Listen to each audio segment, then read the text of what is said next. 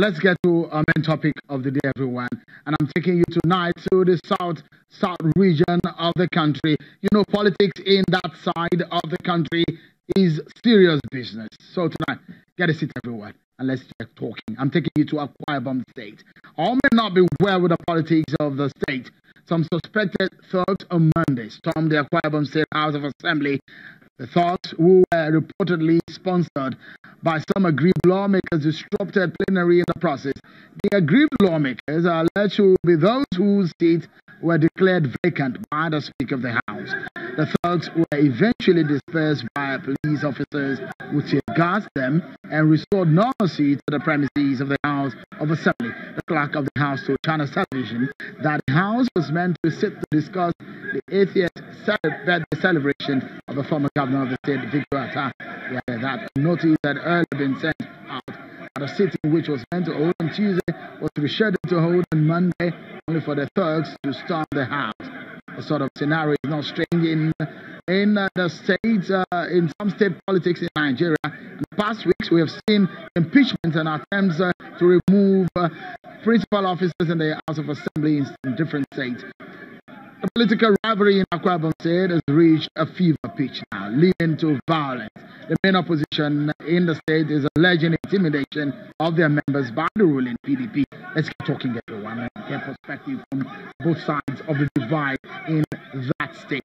Joining me from our Abuja studio is a chieftain of the APC in Akwa-Ibom State and a former spokesperson of the House of Representatives, Honorable Eseme Eyibo. And also with him there is Mr. Ini Obong. He is the publicity secretary of the PDP in Akwa-Ibom State. Thank you so much, gentlemen, for coming on the show tonight. Let me begin with you, Honorable Eseme Eyibo.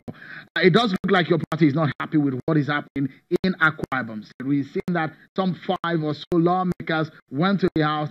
Said allegedly that they installed a new speaker.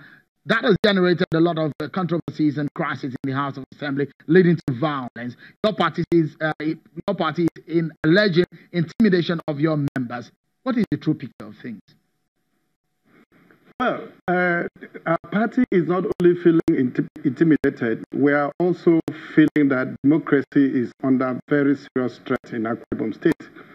In fact, prior to the incident of Monday in the Akwa-Ibom State House of Assembly, there has been this progressive and well-choreographed political activities in the state. You are aware that PDP in Akwa-Ibom State is presently on life support as a result of various incidents of defections, of course, cross-carpeting, a lot of issues, and the people coming majorly to say that there has been a breach in statutory governance responsibility in the state. And this has led to people leaving APC to PDP, leaving PDP to APC in droves, and a whole lot of political activities, people welding their opinions together, communities, actions, community-based organizations and NGOs, and of course other political parties, and even members of the PDP are not feeling comfortable with that. But to underpin the incident, I must also mention that some time ago, I think last year, a member representing Oruko State constituency, who was the only APC candidate, APC honorable member, defected from APC to PDP, and is still serving in that house as a member of the House of Assembly. His place was not declared vacant. His seat was not declared vacant. Then this year we heard about because of the growing deterioration and misfortune of governance responsibilities, which of course has been taking place in Akwa-Ibom State, decays in infrastructure and abuse and degradation of leadership as a responsibility. The people started moving in droves, and it included the State House of Assembly. 5 persons representing 5 constituencies out of the 26 in Akwa-Ibom defected to APC, and they made their positions very, very clear. And having done that, and of course more were also on the wings, to defect.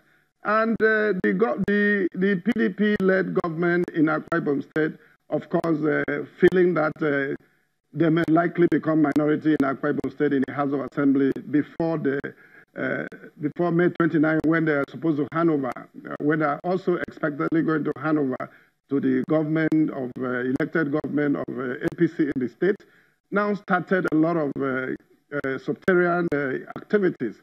And right. That was not limited to... Honorable Akwa-Ibom, there are a lot of issues on the table. A moment, sorry.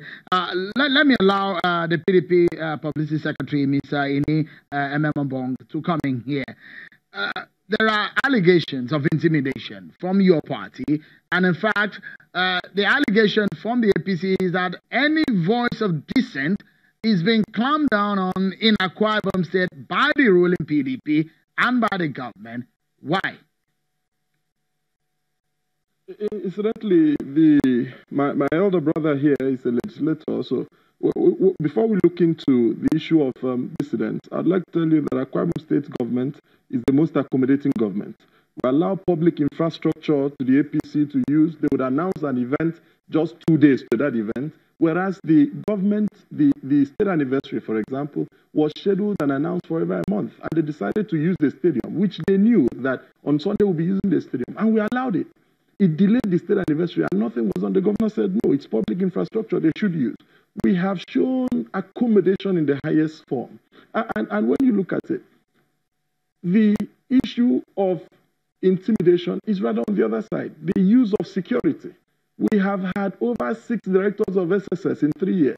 We're about having the 10th commissioner of police in 3 years because they try to bring people who will be pliant. But when the people come on ground, they find a very peaceful governor and they don't find the stories they hear. Now, when you talk about the issue of intimidation and violence, yesterday was a clear example where the APC was boxing the air. They came there, there were intelligence reports, and I issued a statement to that effect early in the morning that they were planning to disrupt activities of the House of Assembly. And why? When the people defected, and it is a lie that people are living in droves because of, people are leaving because some people who decided to leave, the 5 people who left, had issues with nominations. Some failed nominations before the crossover. Some saw that they couldn't win nomination before the crossover. And incidentally, it's not the first time. In 2014, 5 lawmakers left. He's aware. 5 lawmakers left during the reign of Chief Gospel Obudokbabi, and their seats were declared vacant. Now, when he's talking about the member who defected from the APC to the PDP, the gentleman defected when they had the crisis of RAPC and APC. And therefore, the Constitution in Section 109 says that legislative, the provision is to the effect that the general position of the law is that legislative defection is wrong. But there are exceptions, except your party is in crisis. It is not in our position to go to court to determine. It is for the APC who would have said, listen, you defected, whether the RAPC issue was large enough to be considered a crisis in the party was a matter for the court to determine. But the people, one of the persons who defected, went to court. We did not declare the seat vacant. Mr. Ememabong, just a moment. I'll pause you. We need to take a breather. Think about some of these issues for a moment. When we come back from this break, we look into some very critical issues that has brought violence and, in some cases, loss of lives in Akwa-Ibom State. That's when we return after this break.